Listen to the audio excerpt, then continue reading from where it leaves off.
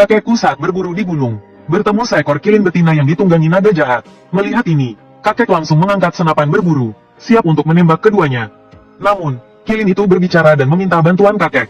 Dia berkata jika diselamatkan, dia pasti akan membalas budi penyelamatannya di masa depan. Mengingat aku yang akan lahir, kakek mengangkat senapan dan menembak naga jahat itu. Lalu kilin itu berkata, aku akan bersembunyi di bawah rumah leluhurmu untuk pulih. Dalam 100 tahun, aku akan memberkati keluargamu. Tak disangka, saat kakek pulang, aku lahir. Bayangan kilin benar-benar muncul dari rumah leluhur kami ke langit. Dan aku lahir dengan tanda lahir kilin di punggungku. Malam itu kebetulan musim dingin. Namun, bunga, rumput, dan pohon dalam radius ratusan mil bermekaran. Hewan-hewan di gunung datang ke rumah kami dan berlutut di hadapanku. Bahkan para lansia yang sakit di desa sembuh total. Ayahku langsung berkata dengan gembira bahwa aku adalah anak takdir. Di masa depan, dia pasti akan menjadi orang hebat. Namun, kakek mengerutkan kening dan meramal nasibku. Saat hasil ramalan muncul, wajah kakek langsung berubah. Dia bergumam, sudah datang, semuanya datang, sesuatu akan terjadi. Benar saja, malam itu banyak makhluk kotor yang datang. Mereka mengelilingi rumah kami, seperti tembok tak tembus. Melihat ini, kakek berteriak dengan lantang, makhluk jahat dari mana kalian datang? Berani mengganggu anak kilin keluarga Su. Angin dingin melolong saat itu. Terdengar pula tawa seram yang menyelimuti malam. Hahaha, janin kilin adalah wadah terbaik. Kami akan menggantikannya. Orang tua, sehebat apapun dirimu, kamu tidak mungkin berjaga selama 24 jam penuh. Hahaha, namun, kakek tetap diam dan berjaga sampai fajar, hingga semua makhluk itu pergi. Saat itu, kakek melakukan hal yang sangat mengerikan. Dia melepaskan kulitnya sendiri, lalu duduk tenang di depan kuil rubah dan meninggal. Banyak penduduk desa yang melihatnya. Setelah kakek meninggal, seekor rubah berekor 9 keluar, berlutut dan membungkuk 3 kali kepada kakek, lalu pergi sambil menangis. Sepanjang hidupnya, kakek telah banyak membantu orang. Setelah meninggal, banyak orang yang datang melayatnya. Ada bintang film, pengusaha kaya, hingga pemilik perusahaan. Juga ada orang miskin berpakaian compang camping, buruh biasa dengan pakaian sederhana. Ahli Feng Shui terkenal dari seluruh penjuru juga hadir. Namun pada malam ketiga, seorang pria aneh datang ke tenda duka. Dia mengenakan pakaian serba hitam dengan kulit bersisik aneh, lidahnya panjang, dan matanya berwarna hijau gelap. Begitu dia masuk, semua orang mundur beberapa langkah karena terkejut. Pria itu memberi penghormatan, dan bersujud 3 kali kepada kakek saya. Kemudian dia berkata, maafkan ketidakhormatanku, Pak Tua, pinjam tubuh cucumu untuk menjadi suci. Terima kasih banyak. Setelah pria itu selesai bicara, ibu saya tiba-tiba seperti kerasukan. Matanya juga berubah menjadi hijau, dan dia menggendong saya keluar. Namun tiba-tiba terdengar suara petir. Suara dari segala arah bergema, berhenti. Kamu hanyalah seekor cacing tanah. Ingin menjadi naga? Pergi, bubar. 9 petir menyambar secara berturut-turut di luar. Pria itu segera ketakutan. Tubuhnya bergetar hebat, dan dengan wajah pucat, ia berlari pergi. Setelah pria itu pergi, ibu saya baru sadar kembali. Namun dia sama sekali tidak ingat apa yang terjadi. Ayah saya menceritakan kejadian itu kepadanya, dan barulah dia tahu bahaya yang baru saja terjadi. Pria yang melarikan diri itu, menurut paman kedua saya, adalah siluman ular yang telah berlatih selama 500 tahun. Dan suara yang mengusirnya adalah rubah berekor 9 yang menerima kulit kakek saya. Paman kedua mengatakan bahwa rubah berekor 9 ingin menjadi dewa sejati. Ia harus menumbuhkan ekor ke-10. Namun, untuk menumbuhkan ekor ke-10, ia harus benar-benar menjadi manusia. Dengan menggunakan kulit kakek saya, rubah berekor 9 bisa menjadi manusia sejati. Namun, ia harus melindungi saya sepenuhnya. Itulah perjanjian antara kakek saya dan rubah berekor 9. Pada hari pemakaman kakek saya, seluruh penduduk desa mengiringi kepergiannya. Sejauh mata memandang, orang-orang berbaris seperti lautan. Namun di tengah perjalanan, peti mati tiba-tiba terbang ke langit. Seekor rubah berekor 9 putih muncul dan menarik peti itu ke depan. Rubah suci mengantarkan jenazah. Inilah peti mati surgawi. Orang dalam peti ini adalah seorang dewa. Semua orang yang hadir langsung berlutut. Mereka berseru, setengah dewa. Itulah gelar yang digunakan untuk kakek saya dahulu. Ketika semua orang tiba di lokasi pemakaman, peti mati kakek saya sudah ada di sana. Dan rubah berekor 9 telah menguburnya dalam posisi berdiri. Peti mati yang berdiri tegak adalah rumah bagi dewa dan manusia. Orang yang bisa mati berdiri adalah mereka yang berdiri teguh di antara langit dan bumi. Setelah itu, aku tumbuh dengan damai. Tapi setiap kali tidur, aku selalu merasa ada sesuatu yang mengikutiku. Bahkan saat bangun malam untuk buang air kecil, sepertinya ada sepasang mata yang menatapku. Sebulan sebelum ulang tahunku yang ke-18, aku tiba-tiba bermimpi. Aku bermimpi seekor rubah putih berekor 9 berbicara. Ia mengatakan bahwa usia 18 tahun adalah hari kedewasaanku, yaitu saat tubuhku paling matang. Akan ada banyak makhluk gaib yang akan berebut menjadikanku wadah mereka. Ini adalah ujian besar. Untuk mengatasinya, aku harus sementara waktu menghapus tanda lahir kilin di tubuhku. Awalnya, aku tidak menganggap serius mimpi itu. Hingga malam sebelum ulang tahunku, aku tiba-tiba terbangun dan melihat ada seseorang di samping tempat tidurku. Saat itu pikiranku kosong, namun keesokan harinya, tanda lahir kilin di punggungku benar-benar hilang. Hingga setelah ulang tahunku ke-18, tanda itu kembali muncul. Dan setelah usia 18 tahun, aku mulai belajar ilmu Feng Shui dan seni misterius. Aturan keluarga Su, ayahku tidak boleh menjadi guruku. Hanya Paman Gong yang bisa mengajariku. Paman kedua tidak hanya mengajarkanku Feng Shui, tapi juga seni ramalan, pengobatan, dan ilmu astronomi. Bahkan termasuk seni bela diri untuk melindungi diri. Bakatku yang luar biasa membuat paman kedua tercengang. Dalam 2 tahun, aku sudah melampaui kemampuannya. Pada usia 20, aku sudah bisa menyamai kemampuan paman kedua yang telah berlatih selama belasan tahun. Bahkan hampir menyusul kakekku. Namun setelah lulus, paman kedua melarangku menggunakan ilmu Feng Shui. Ia berkata aku belum bisa terlibat dengan sebab akibat. Kilin adalah anak takdir, namun juga membawa banyak ujian. Sebelum kemampuanku benar-benar sempurna, aku tidak boleh menunjukkan kemampuan atau mencolok. Itu adalah pesan terakhir dari kakek kepada paman kedua. Namun itu adalah pesan pertama dari kakek. Kakek juga meninggalkan pesan kedua kepada paman kedua, untuk berjaga-jaga jika ada kejadian tak terduga. Benar saja, pada malam hujan badai, tiba-tiba datang tamu tak diundang. Malam itu, orang tuaku sedang pergi dari rumah. Hujan turun sangat deras, petir menyambar dengan keras, namun desa tetap sunyi. Bahkan anjing pun tidak menggonggong, membuat orang merasa merinding. Aku merasa ada yang tidak beres. Segera aku ingin memprediksi keberuntungan dengan ramalan. Namun saat itu paman kedua menahan tanganku agar aku tidak meramal. Dia juga berkata bahwa kejadian malam ini tidak boleh diramal seumur hidupku. Kalau tidak, akan terjadi sesuatu. Aku baru ingin bertanya kenapa. Tiba-tiba terdengar suara ketukan pintu di luar. 4 ketukan berhenti 2 detik, lalu mengetuk lagi. Ketukan 3 kali di tengah malam adalah manusia, 4 kali adalah hantu. Apakah itu hantu? Namun saat itu, paman kedua tiba-tiba menyuruhku kembali ke kamar. Dia berkata apapun yang terjadi, dan apapun yang aku dengar, aku tidak boleh keluar. Aku hanya bisa kembali ke kamar dengan patuh. Paman kedua merasa tidak tenang, lalu mengunci pintu dari luar. Jadi aku hanya bisa mengintip melalui celah pintu. Suara ketukan semakin cepat dan frekuensinya semakin tinggi. Paman ragu sebentar, lalu dengan enggan membuka pintu. Saat pintu dibuka, angin dingin berhembus masuk, membuat perabotan di rumah berderit dan bergetar. Seorang pria masuk sebelum paman kedua sempat berkata apapun, namun kakinya tidak menyentuh tanah, melayang. Pasti ini hantu, namun ketika aku melihat wajahnya, aku terpaku. Bukankah itu aku? Aku sangat ketakutan. Hantu itu, kecuali wajahnya pucat dan dingin, hampir identik denganku. Secara refleks aku menyentuh wajahku sendiri, penuh ketakutan. Aku berpikir, apakah aku sudah mati? Paman kedua juga tidak berani menghentikannya, hanya gemetar. Pria itu masuk tanpa berkata apapun, seolah-olah dia kembali ke rumahnya. Lalu dia mengambil 3 batang dupa untuk bersembahyang kepada kakek, dan bersujud 3 kali. Namun dupa yang terbakar adalah 2 pendek dan 1 panjang. Dupa paling ditakuti adalah 2 pendek 1 panjang. Ini adalah dupa untuk hantu. Namun melihat wajahnya, aku semakin merinding. Kenapa dia terlihat persis sepertiku? Kalau bukan karena aku masih bisa merasakan detak jantungku, aku pasti berpikir aku sudah mati. Hantu di luar itu adalah diriku sendiri. Sudah saatnya membayar. Setelah pria itu bersembahyang kepada kakek, dia berdiri dan menatap paman kedua dengan dingin. Lalu dia berbalik menatap ke arah kamarku, seolah memberi isyarat sesuatu. Paman tiba-tiba memohon dengan nada memelas agar diberi tambahan 2 tahun. Anggap saja ini sebagai memberi muka pada Dewa Rubah. Saat itu pria itu tiba-tiba melepas bajunya, memperlihatkan punggung penuh naga hitam. Aku menghitung ada 9 ekor naga. Kemudian ke-9 naga itu menarik sebuah peti mati merah besar. 9 naga menarik peti, namun 9 naga yang menarik peti itu adalah naga sejati. Tapi pria ini memiliki 9 naga hitam. Walaupun sama-sama naga, tapi artinya berbeda. Naga hitam sangat ganas, dingin, dan menyeramkan. Siapa sebenarnya hantu ini? Bahkan Dewa Rubah pun tidak bisa menghentikannya. Yang menjadi utang harus dibayar. Aku akan membawanya pergi, menggunakan tubuh kilin untuk bereinkarnasi. Pria itu berkata dingin lagi. Saat itu paman kedua menggertakkan giginya dan berkata, aku rela memotong umurku 10 tahun untuk menukar 2 tahun baginya. Tidak cukup. Pria itu menggelengkan kepala, ekspresinya tidak berubah sama sekali. Tiba-tiba, muncul bayangan hitam di luar. Pria itu mengerutkan dahi dan melihat keluar. Ekspresinya mulai berubah. Tambahkan ekorku 1 lagi. Suara lembut melayang masuk. Lalu sebuah ekor berlumuran darah dilemparkan dari luar. Itu adalah ekor rubah putih yang indah, sebesar pergelangan tangan. Rubah ekor 9. Kau benar-benar hebat. Pria itu meniupkan napas dingin ke arah paman kedua, lalu mengambil ekor itu dan pergi. Setelah pria itu pergi, hujan langsung berhenti. Keesokan paginya, di depan rumahku hanya ada genangan darah. Paman berkata itu darah Dewa Rubah ekor 9. Dan paman kedua langsung tampak tua 10 tahun dalam semalam. Kelihatannya jauh lebih tua dari ayahku. Beberapa helai rambut putih mulai tumbuh. Tubuhnya juga menjadi lemah dan sering batuk-batuk. Mengenai kejadian malam itu, paman tidak menyebutkan sepatah kata pun kepada orang tuaku. Walaupun aku bertanya lama, dia tidak memberitahu sepatah kata pun.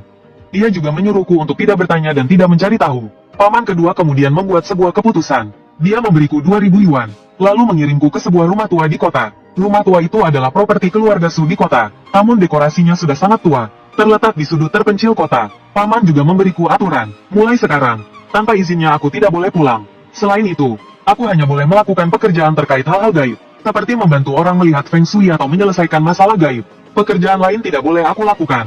Awalnya, aku cukup senang mendengarnya, berpikir akhirnya aku bisa menunjukkan keahlianku. Setelah belajar Feng Shui selama ini, namun aku belum pernah menggunakannya. Rasanya benar-benar menyakitkan menahan diri.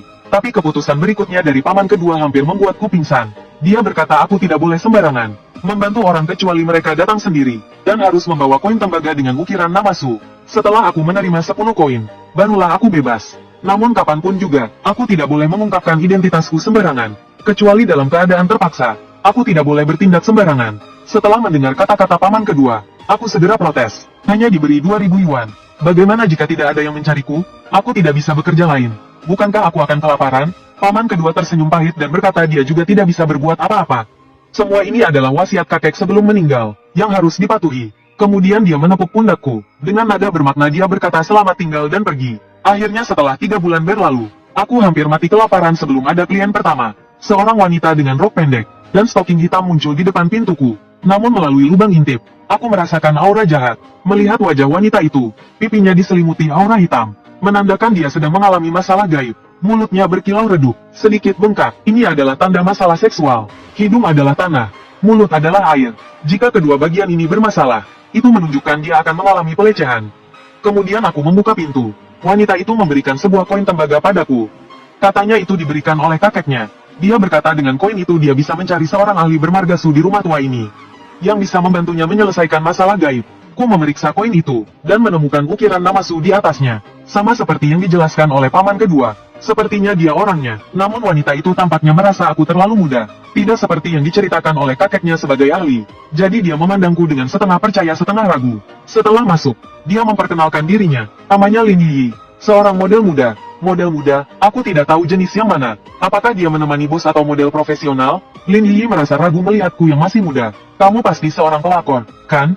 Belum sempat Lin Yi berbicara, aku langsung menunjukkan sedikit keahlian untuk meyakinkannya. Lin Yi terkejut dan terpaku. Kamu, bagaimana kamu tahu?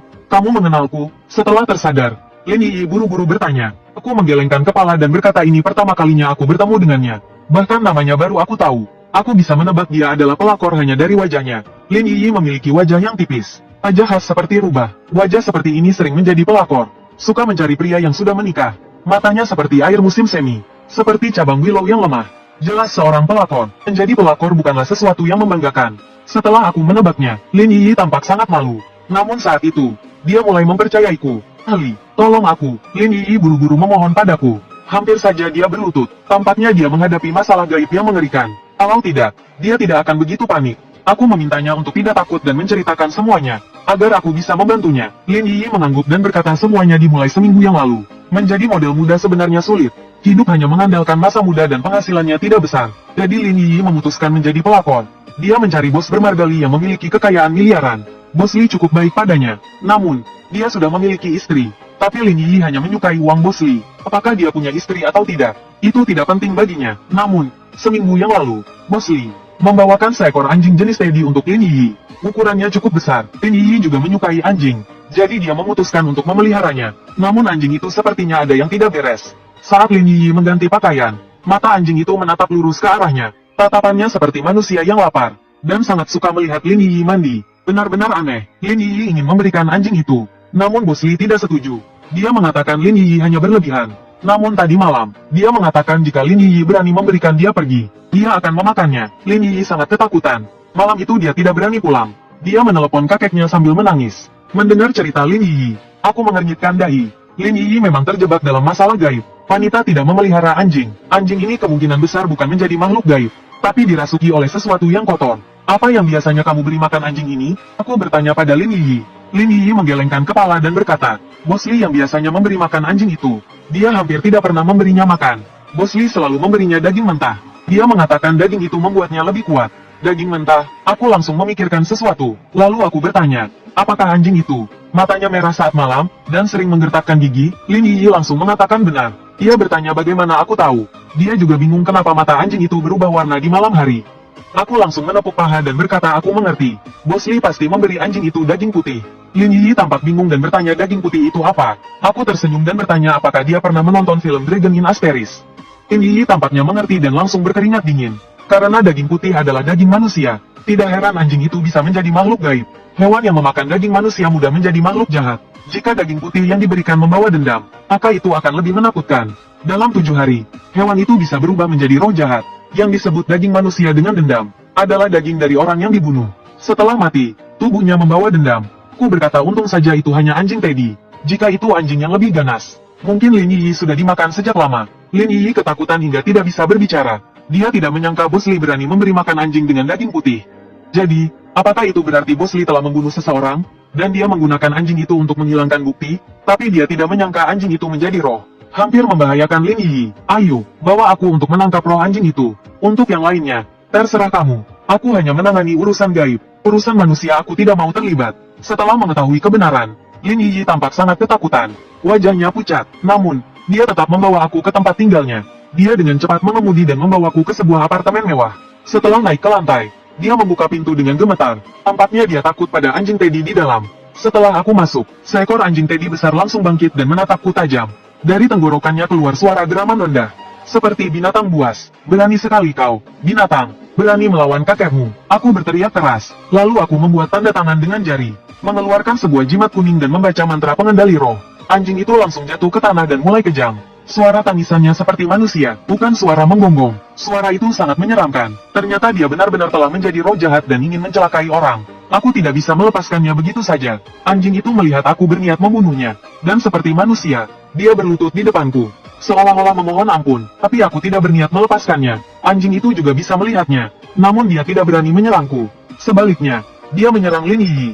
Lin Yi menjerit ketakutan dan terus mundur. Aku tidak akan membiarkannya berhasil. Aku menginjak leher anjing itu. Kemudian menyuruh Lin Yi mengambil pisau dan membunuhnya. Darah memercik kemana-mana. Setelah anjing itu mati, Bos Li tiba-tiba kembali ke rumah Lin Yi. Namun di tangannya ada kantong plastik besar yang berisi daging putih. Kenapa kamu pulang? Bos Li tampak terkejut. Sudut bibirnya terus berkedut, karena sepertinya kami telah mengetahui rahasianya. Setelah rahasianya terbongkar, Bos Li langsung berniat membunuh. Dia tiba-tiba mencekik leher Lin Yi dan berteriak, "Demi kamu, aku bahkan membunuh istriku. Tapi kamu diam-diam membawa pria lain ke rumahku. Baiklah.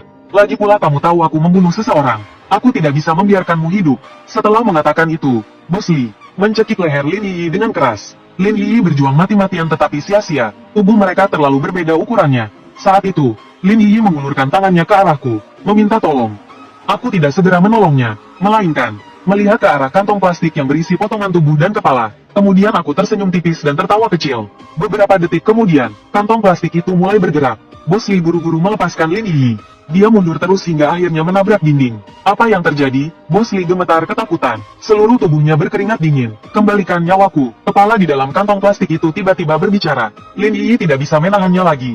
Dia langsung pingsan dengan mata terbalik. Bos Li gemetar lebih hebat lagi. Bagian selangkangnya basah kuyup, dan ada bau pesing yang menyengat. Kakinya lemas dan dia jatuh terduduk di lantai. Istriku, maafkan aku, aku tidak sengaja membunuhmu. Semua ini salah wanita ini. Bos Li buru-buru menyalahkan semuanya pada Lin Yi.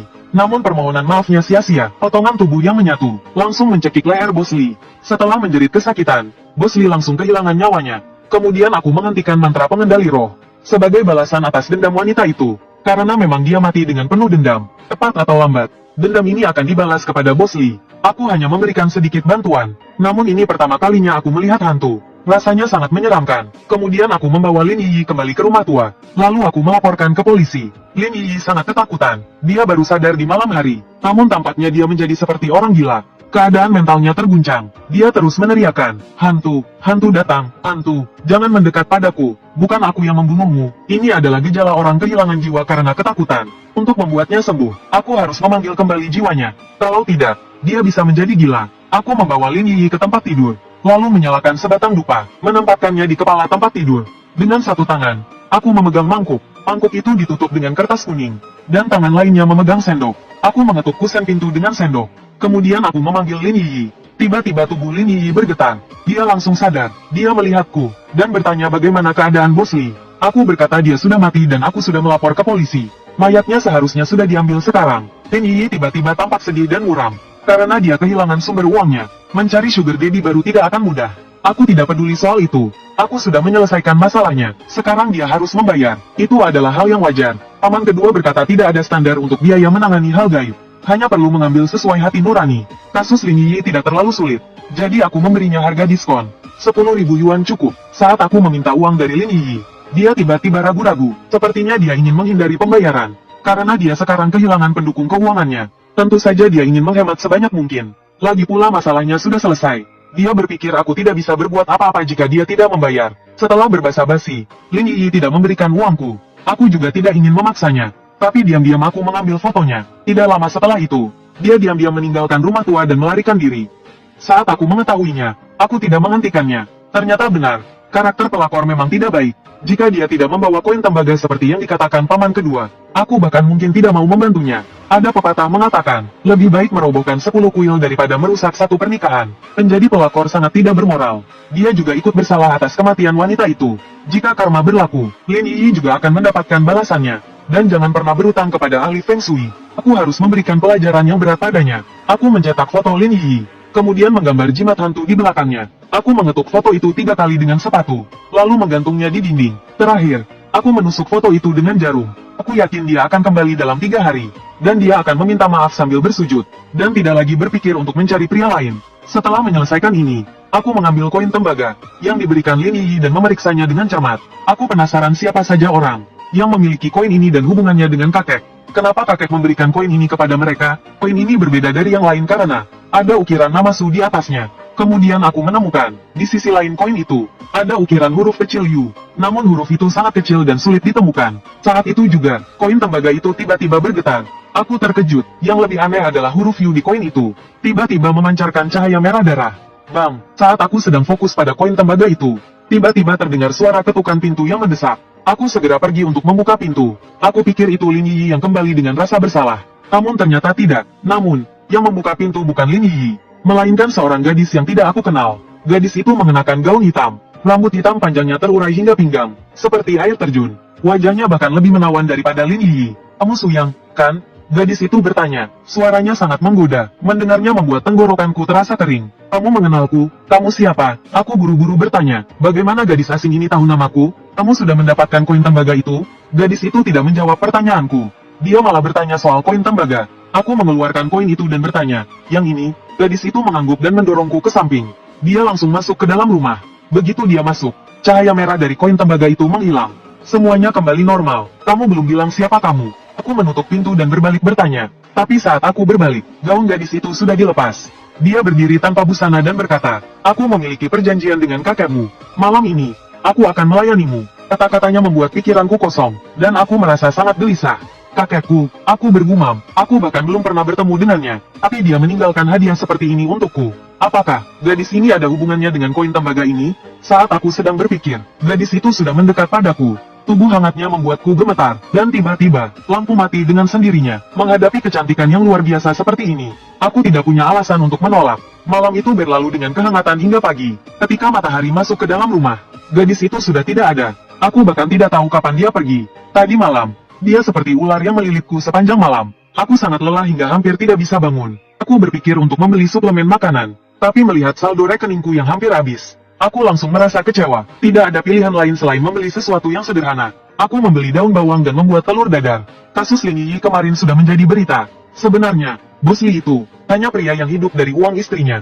Yang benar-benar kaya adalah istrinya. Kemudian istrinya mengetahui hubungan dia dengan Lin Yi dan ingin mengusirnya dari rumah. Dalam pertengkaran, Bos Li membunuh istrinya, lalu menggunakan anjing untuk menghancurkan bukti benar-benar kejam.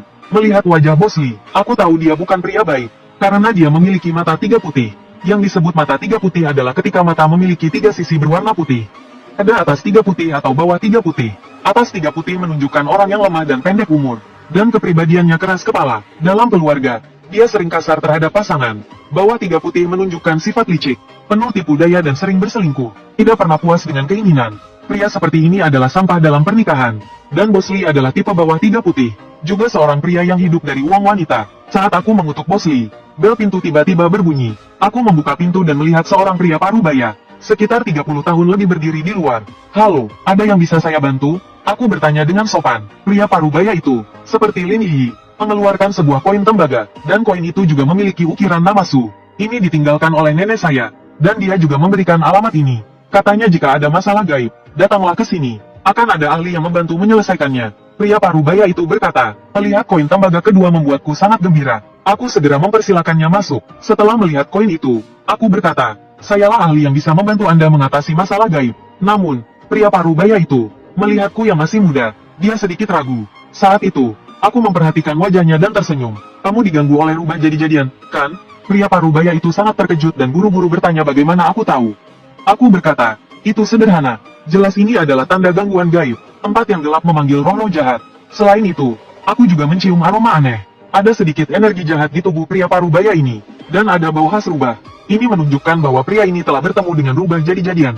Tolong aku, guru. Pria itu memohon. Dia langsung berlutut di depanku. Aku segera membantunya berdiri dan bertanya, apa yang terjadi? Aku akan membantumu. Pria parubaya itu memperkenalkan dirinya sebagai Qiangzi. Dia tinggal di sebuah desa kecil di pegunungan, dan sekarang berusia 33 tahun. Qiangzi kehilangan orang tuanya di usia muda. Dia dibesarkan oleh neneknya, namun, neneknya meninggal tahun lalu. Dia hanya meninggalkan koin tembaga ini dan alamatnya. Masalah ini dimulai sekitar sebulan yang lalu. Saat itu, desa sedang diganggu oleh rubah. Banyak ayam di desa dicuri. Rubah itu licik dan membawa energi jahat. Di daerah mereka, rubah dianggap roh liar, dan desa di pegunungan penuh dengan rubah yang sulit dihindari. Tidak hanya desa, bahkan, ayam Qiangzi juga ikut jadi korban. Qiangzi tidak senang, keluarganya sudah miskin. Setiap malam kehilangan satu ayam, itu menambah kesulitan keluarga yang sudah susah. Malam itu, Qiangzi memutuskan untuk tidak tidur. Dia mengambil cangkul dan berjaga di kandang ayam. Dia berjaga hingga tengah malam, tepat pukul 12 malam. Qiangzi ingat malam itu penuh angin dingin. Di tengah musim panas yang panas, dia merasa sangat dingin hingga merinding. Sekitar kandang ayam, bayangan gelap terlihat di mana-mana. Ada suara-suara aneh yang tidak jelas terdengar. Sangat aneh dan menyeramkan. Biasanya anjing-anjing di desa selalu menggonggong. Tapi malam itu sunyi senyap hingga menakutkan. Meskipun Qiangzi merasa takut, karena rubah memang memiliki sifat gaib sejak lahir. Dia masih ingat tahun lalu ketika desa juga diganggu oleh rubah. Ergo pernah menangkap seekor rubah dengan 2 ekor. Itu sangat langka. Ergo mengatakan rubah seperti itu sudah menjadi makhluk gaib, dan memakannya bisa memperpanjang umur. Namun, ketika rubah 2 ekor itu mendengar akan dimakan, rubah itu langsung berlutut di dalam kandang, dengan air mata di matanya. Seolah-olah dia mengerti bahasa manusia. Namun, Ergo tetap tidak melepaskannya, dan menjadikannya lauk. Malam itu dia minum terlalu banyak. Sekitar tengah malam, Ergo tiba-tiba seperti kerasukan. Dia merebus sepanci besar air panas, lalu melompat ke dalamnya, dan memasak dirinya sendiri sampai mati. Adegan itu sangat mengerikan. Setelah kejadian itu, penduduk desa tidak berani makan rubah lagi. Jika ada rubah yang mencuri makanan, mereka hanya akan mengusirnya. Qiangzi mengingat kejadian itu, dan melihat bayangan gelap di sekitarnya. Dia langsung merinding. Namun, ayam-ayam itu adalah penghidupannya. Dia tidak bisa hanya diam. Akhirnya, Qiangzi pulang dan minum setengah botol arak putih. Dengan keberanian dari alkohol, dia berjaga hingga lewat tengah malam. Namun, setelah angin berhembus, dia mencium aroma harum.